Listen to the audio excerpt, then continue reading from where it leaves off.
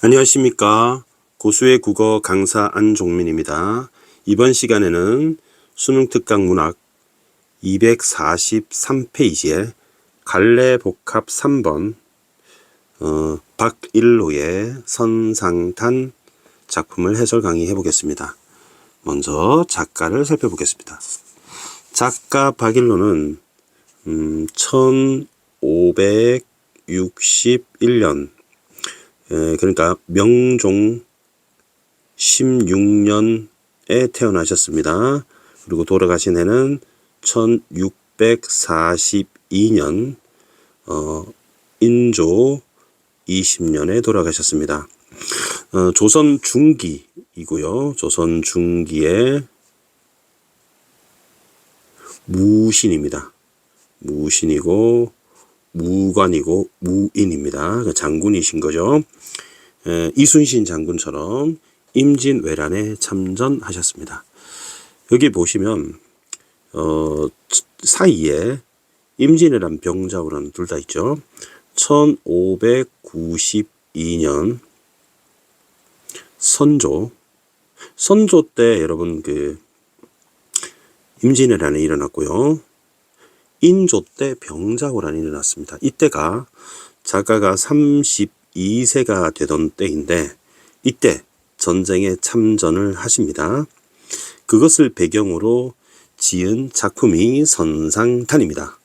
선은 배고요. 배. 해적선 할 때 그 배입니다. 선. 상은 위고요. 위상. 탄식을 합니다. 배 위에서 탄식을 하다. 전쟁이 일어났으니까 탄식을 할 수가 있는 것이죠. 그러면 주제는 나라에 대한 걱정이 되겠죠. 근심우, 걱정우, 나라국. 그래서 그 나라를 걱정하는 마음, 우국충정, 우국충절을 말하는 작품입니다. 주제가 되겠고요. 그러니까 이 작품은 가사인데 전쟁을 배경으로 하는 전쟁 가사이면서 그 다음에 양반 가사입니다. 작가가 지은 작품 대표적으로 선상탄이 있고요. 그 다음에 누항사라는 작품 들어보셨을 겁니다. 중요 작가입니다. 보기를 간단히 살펴보겠습니다. 6번 볼까요? 6번에 보기 있습니다. 248쪽에 여기서 욕망과 결핍 충족에 관한 얘기인데요. 네 번째 줄에 임진왜란을 참전했다. 작가의 소망은 전쟁이 끝나고 일본을 물리치고 평화를 되찾는 것이다. 이렇게 보시면 되겠습니다. 자, 그러면 이제는 본문 내용을 보겠습니다. 243쪽. 원래는 좀 긴데요. 이렇게 짧게 나와 있습니다. 자, 조그마한 이 몸이 자신을 말하는데요. 화자이자 작가 자신을 말하는데 박일로는 실제로 체구가 좀 작았다고 합니다. 조그마한 이 몸이 병 중에 지금 병이 들었습니다. 병에 걸렸어요. 병이 걸림 환자라는 거죠. 그래서 들었으니 병에 걸렸습니다. 자신의 상황입니다. 병에 걸린 자신의 상황을 말합니다. 분풀이는 복수죠. 복수. 그러니까 분풀이도 한풀이도 하는 말은 그 임진왜란으로 인한 일본에 대한 복수죠. 복수. 이게 좀 어렵지만 복수.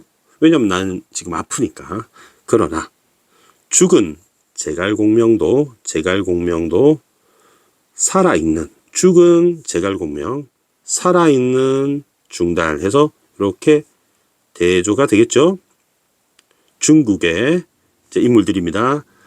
사마 공면이 아니고 공명이죠. 제갈량 제갈은 제갈공명 중달은 사마중달을 멀리 쫓고 그러면 요 부분은 삼국지 내용입니다. 삼국지 즉 중국의 역사 속 인물을 인물을 거론했습니다.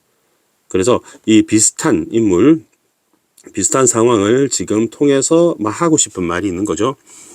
그다음에 발이 없는 손빈도 방연을 잡았는데 방연이 손빈의 재주를 시기 질투해서 방연이 손빈의 발을 잘랐습니다. 하지만 손빈이 전략을 써서 방연을 잡았다는 얘기죠. 자, 그러면 가만히 보니까 죽은 제갈공명이 이겼고요. 발이 없는 손빈이 이겼습니다. 그죠? 그러면 죽은 사람도 이겼고, 죽은 사람이 이겼고, 그다음에 장애인이 이겼습니다. 근데 내가 병이 든 것은 그것에 비하면 약과라는 거죠. 하물며 이 몸은 살아있고 수족, 그죠? 수족, 손발이 갖춰져 있고 라고 할 수 있죠. 그러면 손발이 갖춰져 있다는 것은 손빈보다 내가 낫잖아. 왜냐하면 발이 없으니까요. 그 다음에 목숨이 이어졌다는 것은 제갈공명은 죽었다고 돼 있잖아요. 그래서 목숨을 이어져 있으니 죽은 제갈공명보다 낫지 않느냐, 이런 얘기입니다. 자, 정리할까요? 내가 제갈공명보다 낫고, 왜냐하면 살아있으니까 병이 들었지만 나는 발이 없는 손빈보다 나아. 왜? 수족이 갖춰져 있으니까. 그죠? 그러니까 쥐떼, 개떼, 도적들. 그러면 쥐떼, 개떼, 도적들은 어감은 굉장히 안 좋죠. 그러면 나쁜 놈들이잖아요. 결국 일본 외적을 말하는 겁니다. 우리를 쳐들어왔던 외적들을 잠시라도 저하다, 두려워할 소냐가 됩니다. 그러면 야 다음에는 무릎을 치면 이거는 두렵지 않다. 의문문을 병서문의는 두렵지 않다로 바꿀 수 있죠. 그러면 이 두렵지 않다보다 저할 소냐가 훨씬 더 강조된 표현입니다.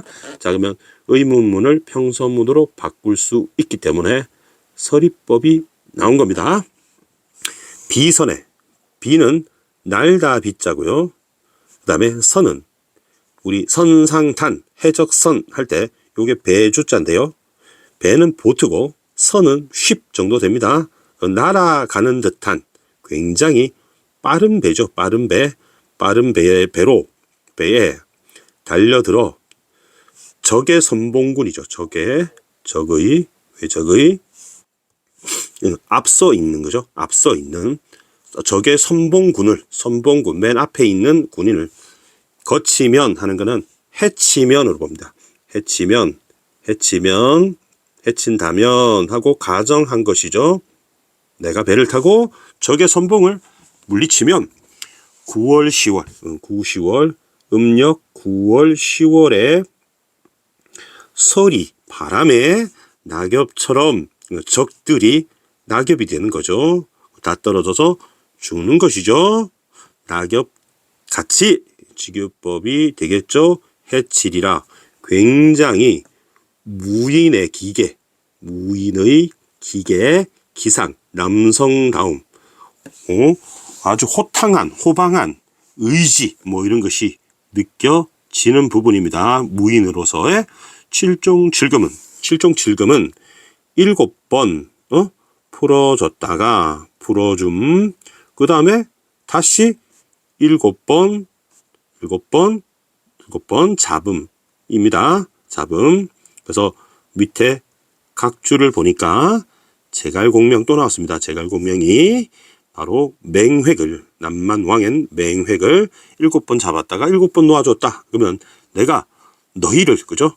우리 조선이, 화자를 포함한 우리 조선이 너희 외적을 7번 놓았다가 7번 잡았던 제갈공명처럼 마음대로 할 수 있다. 우리도 할 수 있다. 못하겠는가? 그러면 우리는 뒤집으면 우리도 할 수 있다. 우리가 아주 우위에 있기 때문에 너희를 손바닥에 놓아서 마음대로 주무르듯 할 수 있다. 우리도 할 수 있다. 가 되겠죠. 그러면 역시 서리법이 나온 겁니다. 자, 그러면 서리법은 좀 중요해 보여서 여기 서리하고 여기 서리는 파란색으로 체크를 해두겠습니다.